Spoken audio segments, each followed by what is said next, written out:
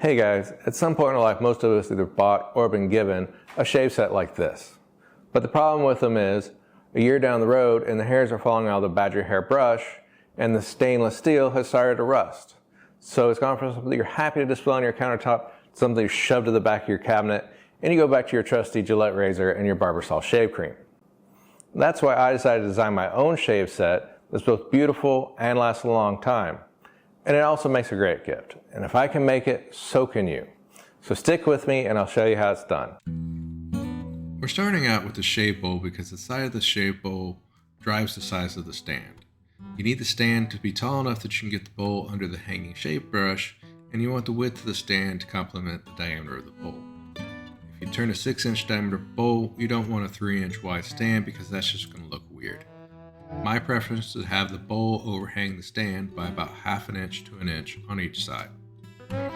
My goal with this video is not to teach every step of the process because I'm not a master turner, which is probably pretty obvious by this point in the video. There are plenty of YouTube videos out there from master turners who can show you how to set up and turn a bowl better than I can.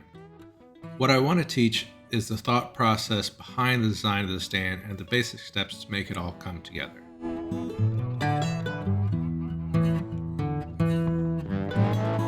Once you've sanded your bowl down to 220 grit, apply a sealer coat of Waterlock's tongue oil sealer. When applying the sealer, you want to let the wood absorb as much oil as it wants, and then after 10 to 15 minutes, wipe off the excess. If you don't wipe off the excess, you're going to be left with a tacky surface. Let the sealer dry for a day, and then it's ready for the top coat. I'm applying 2 coats of Waterlock's Original and lightly sanding with Maroon Scotch-Brite pad in between the first 2 coats.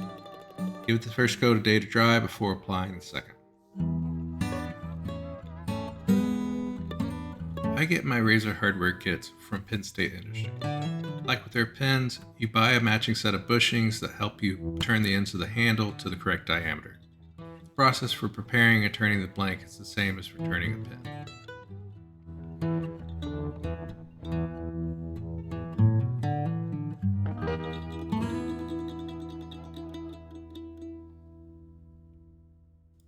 I dry sand to 220 grit, then wet sand with walnut oil to 1000 grit to seal the wood.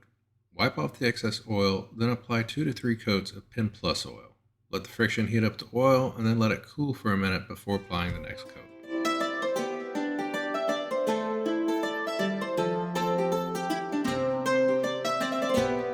Next, insert the end caps and thread on the headpiece. With the kits from Penn State, you can change out the head for either a Mach 3 or a Fusion razor cartridge. I also like to use a drop of Loctite 222, that's the low strength version, so it will prevent the head from coming unscrewed during use, but it should be weak enough that you can take it apart without breaking something.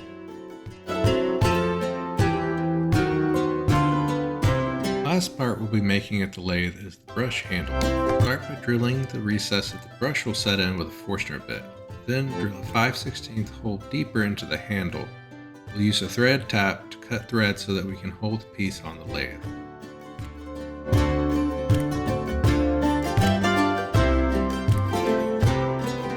You can shape the handle however you want, but you need to leave a lip at the end so you can hang the brush.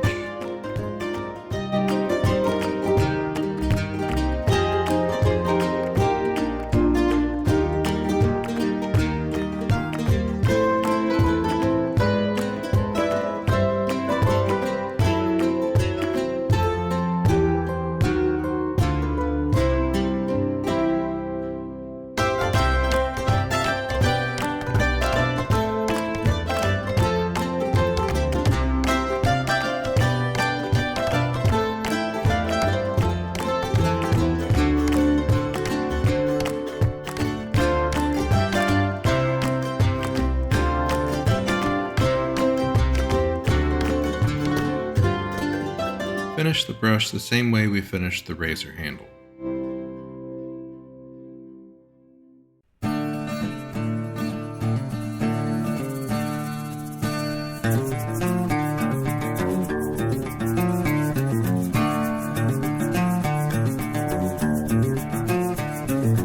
We're using 2-part epoxy to make sure the brush never comes out of the handle. If you're worried about getting epoxy in the bristles or on the handle, you can tape everything off with the painter's tape. I find that with Pens Plus finish, The epoxy wipes right off and doesn't mess up the finish. Now for the stand. I'm making the bottom piece 5 inches long, the top is 4 inches long, and the height overall is about 7 inches. Making the top slightly shorter than the bottom lets the brush hang close to the center of the bowl, which is more visually appealing, but also ensures that the brush drips into the bowl as it dries and not on your counter. Mark how far back you want the slot that the brush hangs in to go, and measure the diameter of your brush just below the lip so you know how wide to make the slot.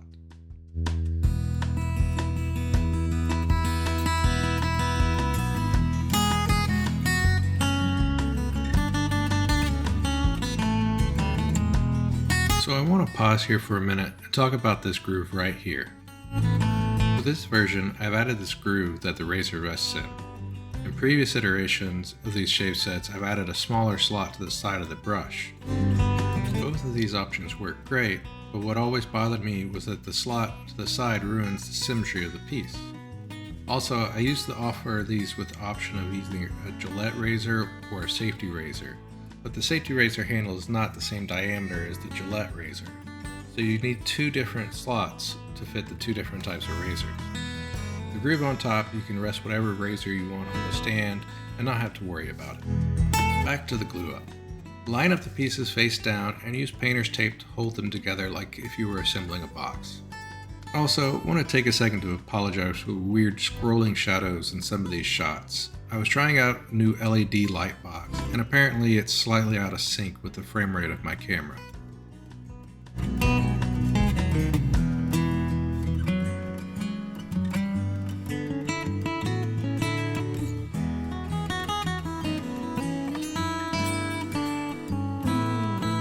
I glue, and then you use another piece of painter's tape and a square to get the joints as square as possible.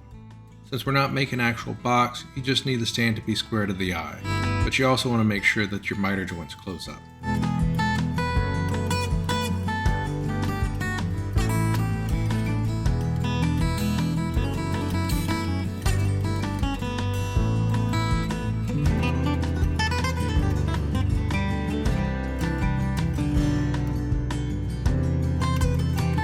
After the glue is dried, we need to strengthen the joints, so we're going to add splines.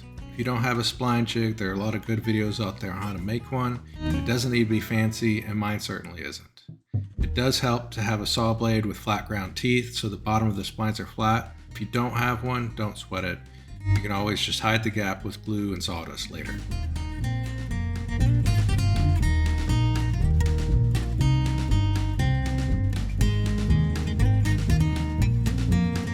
Grip your splines at the table saw and then cut them to length and glue them in place.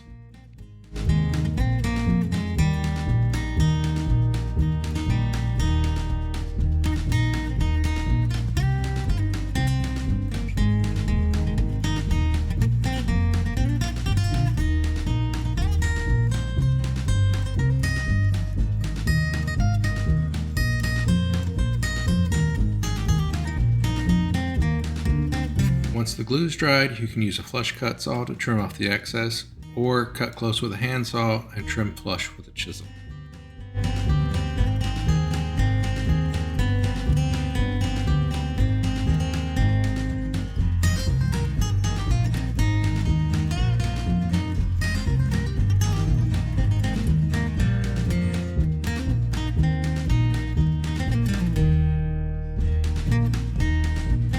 Finally, ease your edges at a router table and sand at 220 grit.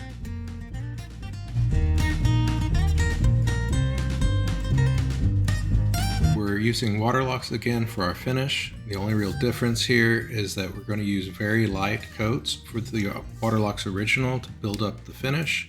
This helps to prevent runs and streaking with the finish, and use a maroon Scotch-Brite pad in between coats to take care of any dust nibs or runs that do occur.